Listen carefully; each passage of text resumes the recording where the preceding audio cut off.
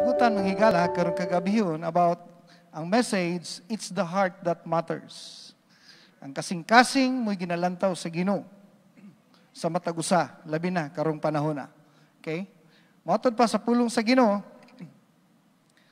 2 Chronicles chapter 16 verse 9, for the eyes of the Lord searches the whole earth to strengthen those whose heart are fully committed to Him.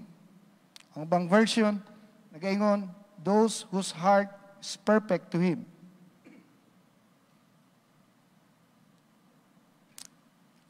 But pasabot din nga ang ato ang motive to God, what matters most, mo'y pinaka importante kaayo sa tanan. Kay ang Ginoo, ang iyang mata, nagapangita kung kinsa adunay takos ug angayan nga kasing-kasing diha kaniya. So, buot pasabot, pwede kang magkamali, pero dili ka muundang sa pag-desire diha sa Ginoo. It's a desire, usa ka desire ang pinaka-highlights nga naghatag o gitawag nato connection nato diha sa Ginoo.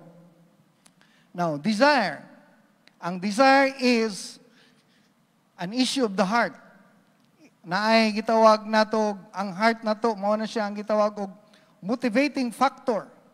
Every day, we are driven by something. Pagawas pa lang nimo sa balay, na anay nagtuklod sa imo, nganong moadto kag eskwelahan. Na motive behind. Nganong mo trabaho ka. So every day, na driving force nga nagtuklod sa tua. Ug mauna ang ginalantaw sa Ginoo. Sa matag adlaw, ang Ginoo nagasusi kung kinsa ang tao nga kanunay na ay desire diha sa Ginoo. Nga bisan pa man sa atong kapakyasan, balik ko nako nga ang kapakyasan dili surprising na sa Ginoo kay mapakyas man gyud ta. Pero daghang mga tao nga napakyas pero wala na. Pero daghang mga tao nga sa ilang kapakyasan wa gyud miundang diha sa Ginoo. Isa nga nakahatag og kanang paglantaw sa kuha kaning si Jacob. Tungod kay si Jacob, usa ka tawo nga limbungan. Gikuha niya ang birthright sa iyang igsoon nga si Esau. Iya pag yung giilog ang panalangin.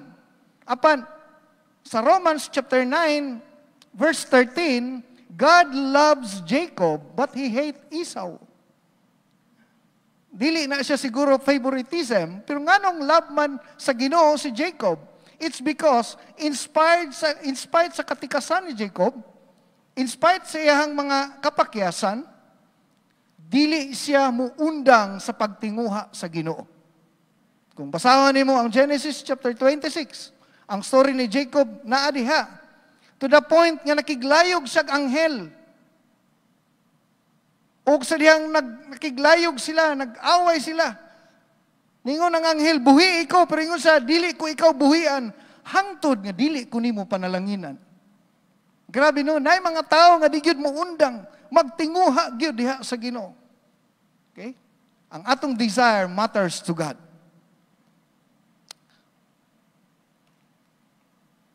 Another thing is, kaning, sa sulod sa atong kasing-kasing, daghang panahon nga mapakyas gyud ta.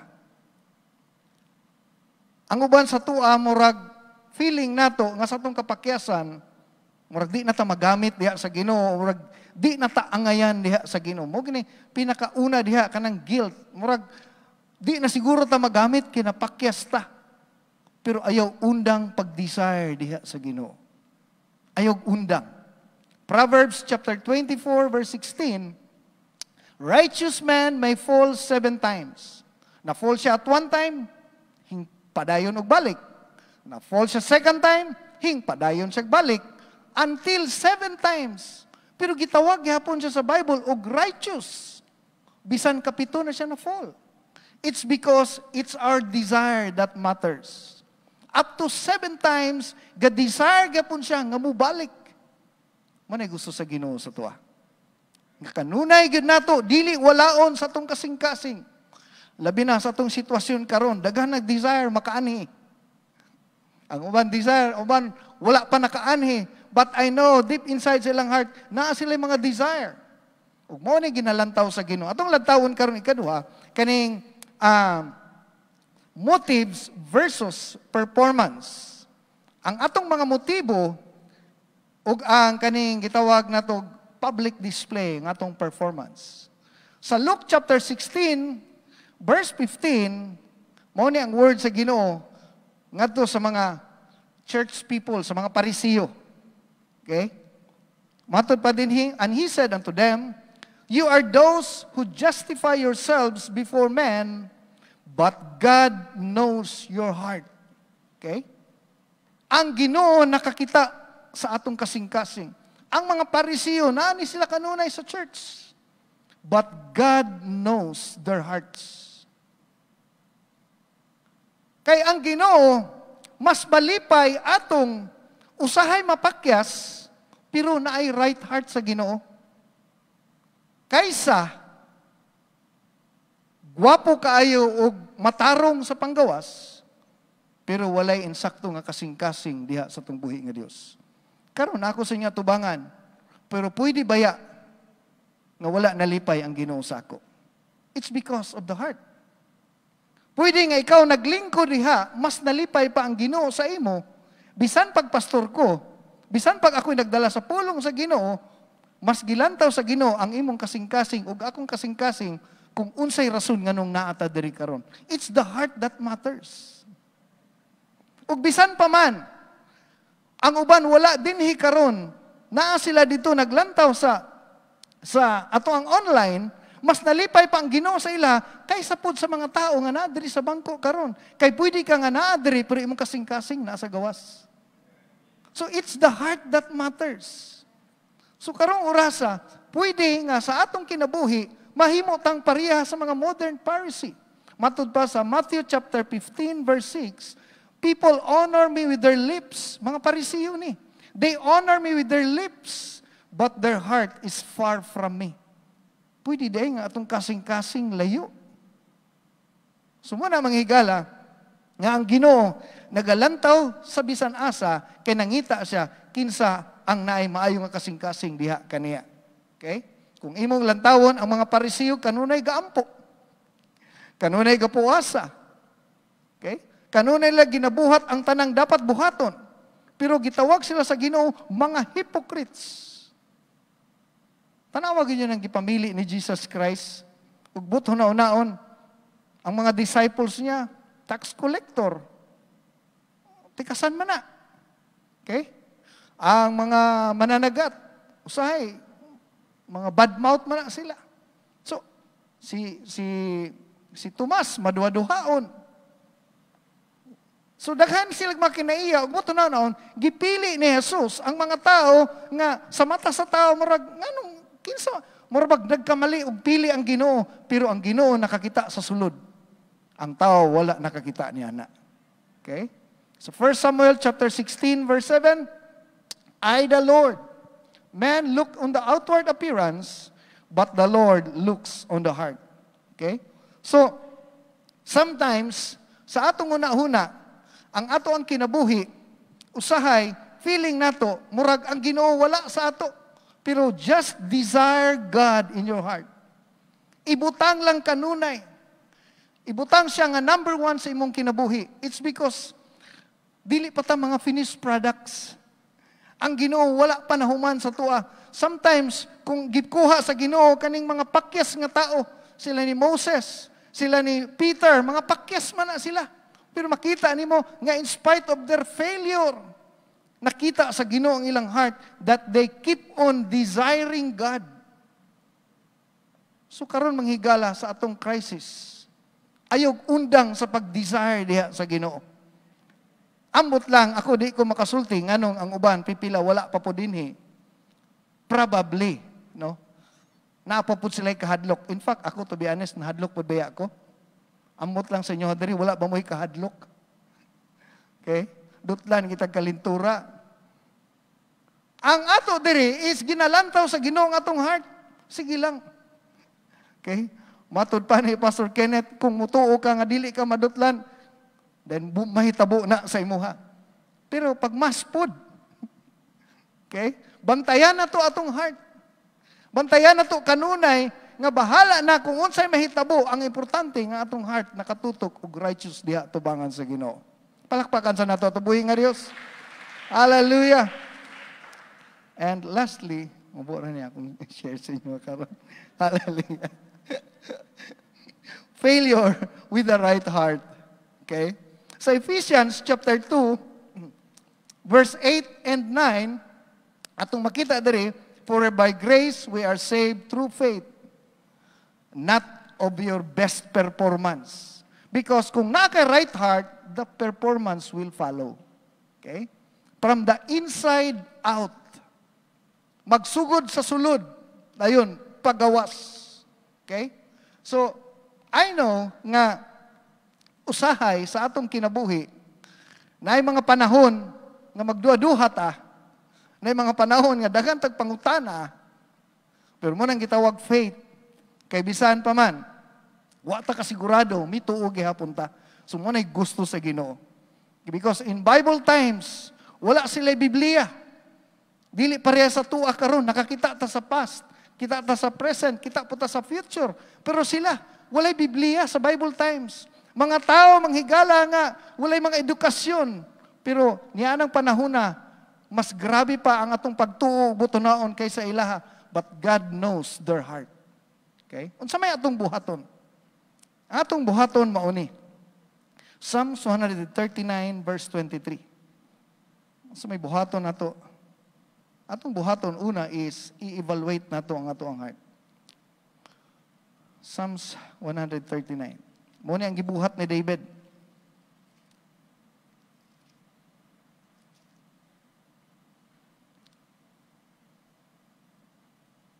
Sorry, verse 23. Psalms 139, verse 23 and 24. Ingon siya diri, search me, O God, and know my heart. Try me and know my thoughts. And see if there be any wicked ways in me, and lead me in the way to everlasting. Okay? Hangyoon din nato ang Ginoo. Ingnon nato ang Ginoo, Lord, search my heart. It's because mismo ang tag-iya sa kasing-kasing, wa siya kabalo unsay nahitabo sa iyang heart. The heart is the most deceitful above all. No? Bisan kita tag-iya sa itong kasing-kasing, wa na kita kabalo unsay nahitabo sa atong heart. So sometimes, makakita ta nga murag, dautan ra kay ta sa ubang tao, mingon di ka, Lord, tama ba ito kung gibuhat or dili? Okay? Usahay, kusog kay ta, mujad sa ubang tao, Lord, tama ba ito kung gibuhat, dili? Mingon ta, Lord, search me. Know me. Nganong di man ko kapasaylo aning tawhana? Nganong wa man ko ganahi aning tawhana ni? Pag makakita ko siya, magubagid akong espiritu. Ayaw idig more kinsa siya, idig more kinsa ka. Ingnon nimo, Lord, search me. Nganong dili ko malipay pag makita nako ni nga tao? Imong i-evaluate, i-search nimo imong heart. Pareha ni David. Unya, kung makita nimo ang wicked way, para ingon niya, see if there be any wicked ways in me, automatically, i-acknowledge na to diha sa Ginoo. Mo ni atong buhaton karon. Kung mo-judge ka sa ubang tao, i-check nimo, ngano mo-judge magyud niya? Kung manglibak ka sa ubang tao, ngano manglibak magyud niya? Kung di ka ganahan ng bayhanan na, ngano di magyud ko ganahan niya? Mga igala, dili panahon isik o idig nimo kinsa sila, panahon nga i-check nimo imong heart. Okay? It's because God looks, man looks on the outward appearance, but God looks at the heart.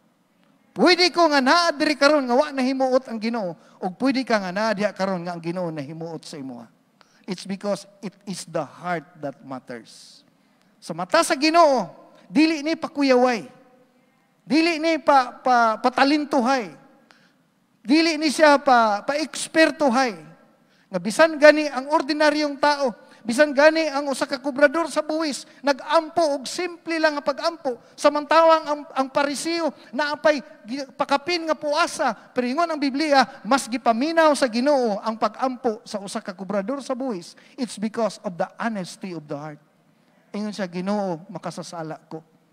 So kung ang imong heart karon mo accept ka nga naa pa kay kanang gitawag na to pagpanglibak, pagpangdaot, pagpaghukom, pagpangihap, tanan. It's not time nga i-count nimo tungod nila. It's high time nga mayon ka, Lord, kuhaa ang wicked ways nga naa sa kuha. So mangigala, it's the heart that matters. Atong isik ang atong kaugalingon diha sa Ginoo. Labi na karong panahon na, hapit na bubalik ang Ginoo. Dapat mabalikan ta sa Ginoo nga nainsakto nga kasing-kasing. Palakpakan nato tubuhi nga Dios. Hallelujah. Idugo nato atong mga ulo. Ipiyong nato atong mga mata, dalaygon ka o Dios. Ang imong pulong nagaingon karong orasa nga ang imong mga mata naa nining dapita ug nagalantaw ka sa among kasing-kasing. Mamuhat ka ug mamulong ka sa pangalan ni Jesus. Amen. Samtang gaduko ang tanang ulo. 2 Timothy chapter 2. Ang pulong sa Ginoo nagaingon, the Lord knows who are His. Ang Ginoo nakaila, kinsa ang iyaha. Balik ko nako. Niining lugara, nining lawak. Dinhi sa akong atubangan karon. Naay mga naa diri nga ang Ginoo nakaila sa imo. Wa ko kaila sa imo. Pero ang Ginoo nakaila sa imo. Yung sa verse 19, the Lord knows who are His. Buot pasabot, nay mga naa diri karon nga dili iya. Basin ako to, o basin ikaw to. So atong lantawon, kung iya ba ta sa Dios o dili, susihang imong kasing-kasing. Siguro mayon ka nga, ako siguro na pastor kay immoral ko. Ako siguro na pastor kay tikasan ko. It doesn't matter. Ang imong buhaton karon, desire God. Basin nagtalikod ka sa usa ka higayon, basin sa usa ka higayon, wa na kay planong mobalik diha sa Ginoo. Isa lang ang kabutang imong buhaton karon. Be honest and desire God once again. Enough na ang mo desire sa Ginoo. Enough na. Bisan mo sulti